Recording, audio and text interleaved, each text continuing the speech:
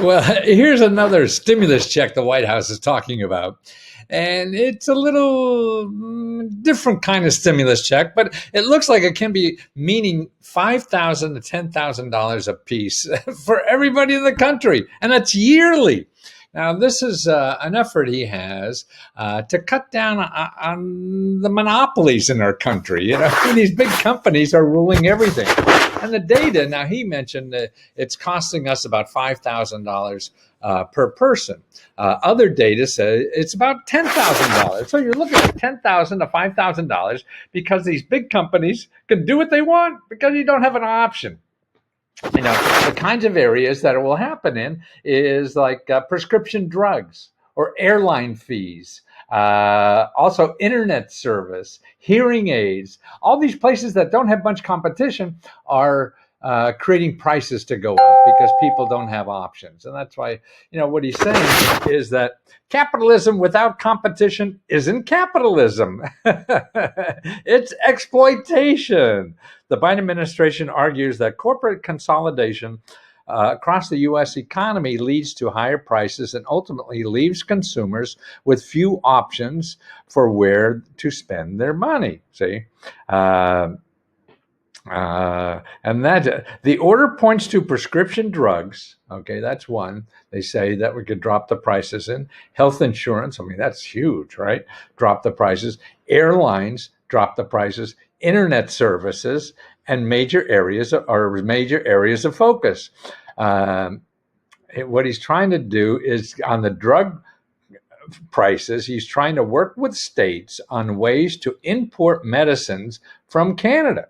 Remember, I mean, in the last 10, 15 years, people drive to Canada to get their medication. Oh, why the hell don't we have that kind? So it's who knows what, lots of reasons, but we got to get competition in here.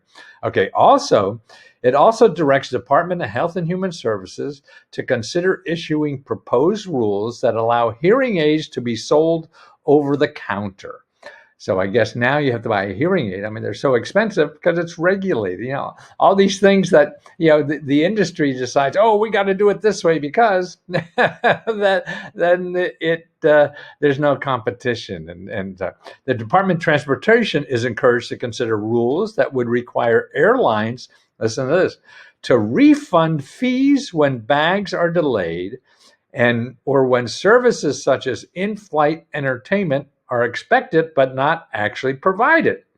The order also encourages the department to consider rules requiring airlines to clearly disclose fees tied to baggage and cancellations. Right. I mean, you know, I have all this hocus pocus. So you have to ask them, get a lawyer to read your ticket to see if you get your money back. The Biden executive order takes direct aim at the ways the tech companies have solidified their dominance and influence in America. Right. There's two companies, Google and Facebook, right? Rule everything. If federal regulations adopted these recommendations, it may be harder for big companies like Facebook to buy up rising rivals like Instagram. See, Facebook bought Instagram. So, you know, you got one place that rules the whole world. Like I'm dealing with Facebook now. I can't get log into my, they say I'm too young to log in. And it's an account I've had for a long time, and it runs a lot of my business, and I'm screwed with it. I can't get a human being for the last 6 months. The order also recommends new rules to stop unfair methods of competition in online marketplaces, which could include app stores for e-commerce platforms and Amazon. You know, I mean, these app stores, they say you have to give us 20% of the money, right? Kind of thing, or 50%, or whatever it is. Or Amazon sees if you're selling on Amazon, they see, hey, you're making a lot of money, do that. We'll build our own product the same way and get all that money. So that's how they use their power, you know, to cut out the little guy, you know. And so that's not good. It also calls for new safeguards from the accumulation of data and surveillance, aimed concerns at how tech companies safeguard people's information in the wake of incidents like Facebook's Cambridge Analytica scandal. Remember that? The pandemic has highlighted the long-running problems of internet access, and the order seeks to implement democratic priorities to ensure people have choices and transparency when going online. So they're trying to do, make it, they hide like how fast the service you're getting, and they give it to only certain people and things like this. Okay. Also, the order calls for the agency to listen. This is cool. Revive Obama-era broadband nutrition rules for the internet, nutrition labels for the internet, which aim to provide transparency about how much people are actually paying for their internet service. Wow. Nutritional labels on the internet. It also calls for the agency to limit excessive early termination fees for people, so people can more easily switch to a cheaper internet provider. It also seeks to ensure that people have more options in choosing a provider. It calls for the FCC to prevent landlords from making deals with companies that would limit the tenant's option. That's amazing.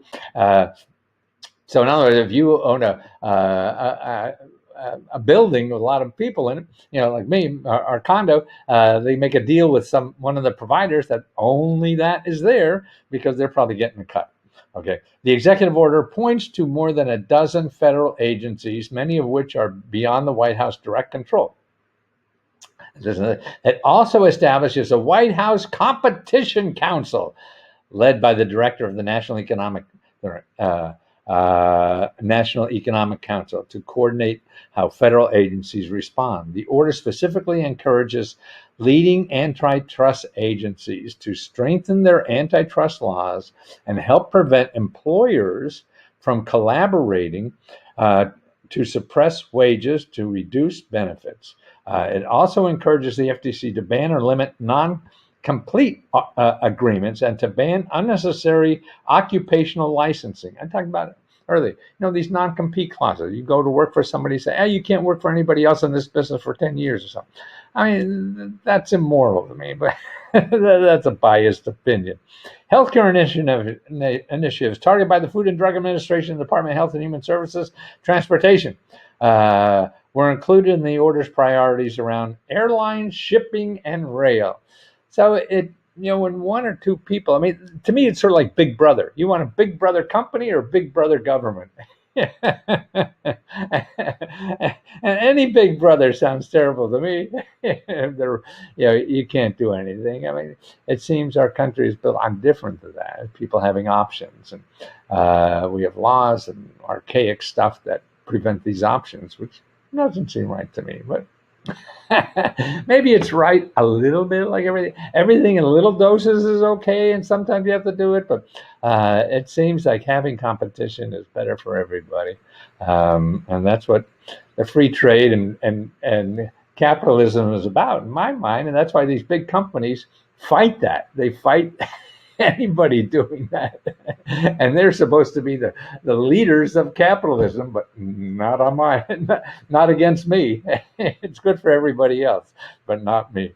Well, that may be coming soon, may not, probably in little bits, and it'll take a little bit. And so you're looking at a $5,000 to $10,000 for the average consumer. Just thinking drug prices alone. Other countries pay a heck of a lot less than we do. And I'm sure that's because of the drug industry here, right? Because they have so much power. So if we get rid of things like that, then, and if you could go to another job and not be restricted from taking a higher pay somewhere else because you're good and the current company doesn't think you're good. They don't think you're good. Why don't you go across the street and work? Yeah.